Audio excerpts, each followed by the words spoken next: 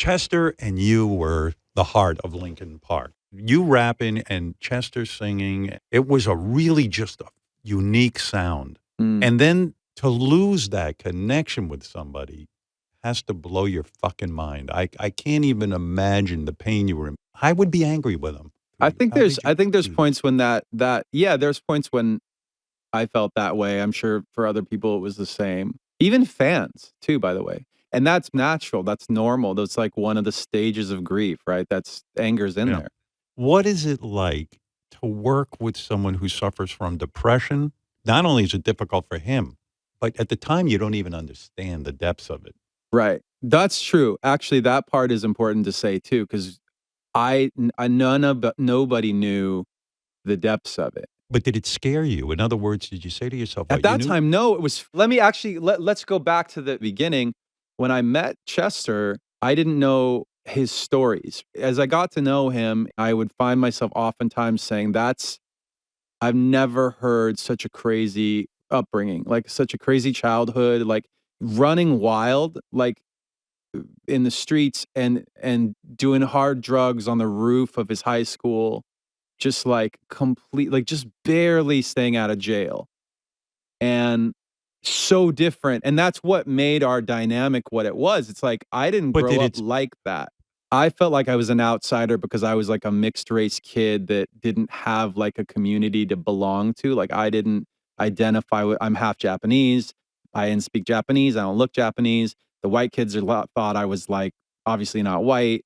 The Latino kids were like starting to speak to me in Spanish. I didn't speak any Spanish. Like I just didn't have. I was always floating around. Didn't have like a home. But because he had his issues, was he a difficult guy to deal with the whole time? Was it like, oh, geez, when you No, woke no, up in not the the morning? whole No? time. Early days more difficult because we didn't know how it was gonna go. Like on early days hybrid theory, we were still getting started and we'd get a win here, we'd get a loss there. Right. We sent the song to the radio, they're playing it. Oh, the show is gonna be a kind of a small show. It's gonna be hard to get there. You're gonna have to drive all night. It's gonna be tough. You're gonna be exhausted. Oh, by the way, we all just got sick. Like it was hard. And so in the midst of all of that, having a guy who would sneak out, he'd just go missing and come back obliterated. Like you couldn't even talk to him. He's just so wasted. But also funny. You ever hear about that or see that episode? Was that Friends episode where they have the Fun Bobby? Yeah, And the Fun second Bobby. Fun, yeah. Yeah. Fun That's a great Bobby, episode. Fun Bobby's hilarious and fun. Everybody loves him. And then the second he gets sober, nobody likes him anymore. There was an element of Chester that was very fun sometimes when he was that way.